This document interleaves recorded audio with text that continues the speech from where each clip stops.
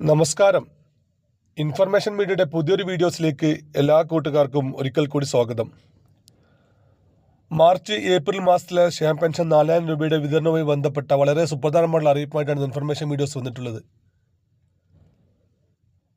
സർക്കാർ ആദ്യം പറഞ്ഞിരുന്ന മാർച്ച് മാസത്തിലെ പെൻഷൻ വിതരണം 2000 രൂപയും ഏപ്രിൽ മാസത്തിലെ പെൻഷൻ വിതരണം 2000 രൂപയും പറഞ്ഞ് ഈ മാസം 26-ാം തീയതിയായിരുന്നു വിതരണം ഒന്നുണ്ടാകും പറഞ്ഞിരുന്നത്. പിന്നീട് എങ്ങനെയാണ് ഡേറ്റിൽ മാറ്റം വന്നത്, ഇനി എന്നാണ് നമുക്ക് പെൻഷൻ ലഭിക്കുക എന്നതിനെക്കുറിച്ചുമെല്ലാം വളരെ വിശദമായി നോക്കാം. അതിന് മുന്നോടിയായി ഇൻഫർമേഷൻ മീഡിയയുടെ വീഡിയോസ് നിങ്ങൾ ആദ്യമായിട്ടാണ് കാണുന്നതെങ്കിൽ ചാനൽ സബ്സ്ക്രൈബ് ചെയ്യാൻ മറക്കരുത്. നമ്മുടെ ഈ ചാനൽ ഒരു തരത്തിലുള്ള മതപരമായ കാര്യങ്ങളോ രാഷ്ട്രീയപരമായ കാര്യങ്ങളൊന്നും വരുന്നതല്ല. ഗവൺമെൻറ്റിൽ നിന്ന് ലഭിക്കുന്ന സേവനങ്ങൾ, ആനുകൂല്യങ്ങൾ, അറിയിപ്പുകൾ എന്നിവയെക്കുറിച്ച് മാത്രമായിരിക്കും വീഡിയോസുകൾ വരുന്നത്. ശ്രദ്ധിക്കുക, ഗവൺമെൻറ് സേവനങ്ങളും അറിയിപ്പുകളും എപ്പോൾ വേണമെങ്കിലും പുതിയ മാറ്റങ്ങൾ വരാം. നിങ്ങൾക്ക് ഏറ്റവും പുതിയ അറിയിപ്പോൾ ലഭിക്കാൻ ചാനൽ സബ്സ്ക്രൈബ് ചെയ്ത് തൊട്ടടുത്തുള്ള ബെല്ലൈക്കൻ കൂടി ക്ലിക്ക് ചെയ്യുക.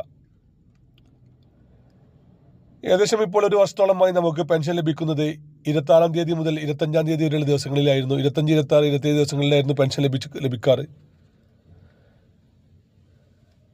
നിയമസഭാ ഇലക്ഷൻ അടുത്തുകൊണ്ട് തന്നെ ഈ മാസം പെൻഷൻ നേരത്തെ ലഭിക്കുമെന്നാണ് നമ്മൾ പ്രതീക്ഷിച്ചിരുന്നത്. പക്ഷേ ഇപ്പോൾ 31-ാം തീയതി ആയിരിക്കും നമുക്ക് പെൻഷൻ ലഭിക്കുക.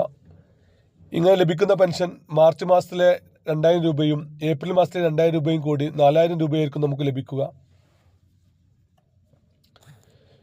നിയമസഭാ ഇലക്ഷന് മുമ്പായി തന്നെ മാക്സിമം ആളുകൾക്ക് കയ്യിൽ പണം എത്തിക്കാനാണ് ഇപ്പോൾ സർക്കാർ ആലോചിക്കുന്നത്. അതിൻ്റെ അടിസ്ഥാനത്തിൽ തന്നെ സ്ത്രീ സുരക്ഷാ പെൻഷൻ ലഭിക്കുന്ന ആളുകൾക്ക് ഇപ്പോൾ ഈ മാസം 2000 രൂപ പെൻഷൻ ലഭിച്ചു.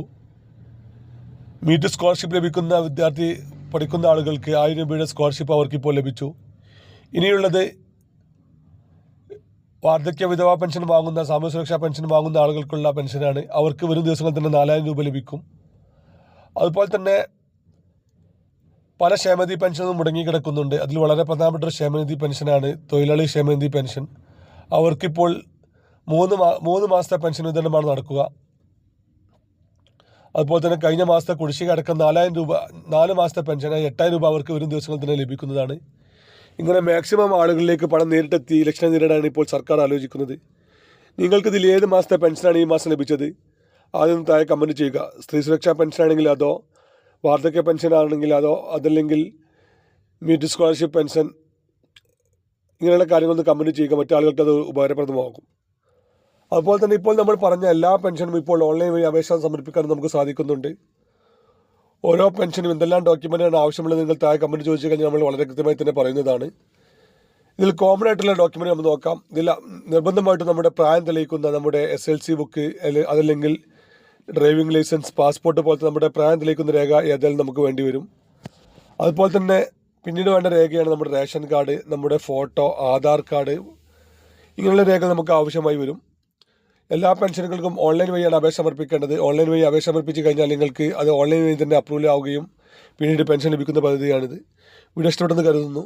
ഇതുപോലത്തെ ചെറിയ ചെറിയ ഇൻഫർമേഷൻ വീഡിയോകൾക്ക് വേണ്ടി ചാനൽ സബ്സ്ക്രൈബ് ചെയ്തിട്ട് കൂട്ടുകാരിലേക്ക് ഷെയർ ചെയ്ത് കൊടുക്കുക. ഇനി നമുക്കൊരു പുതിയ വീഡിയോസുമായി കാണാം. അതുവരെയും എല്ലാ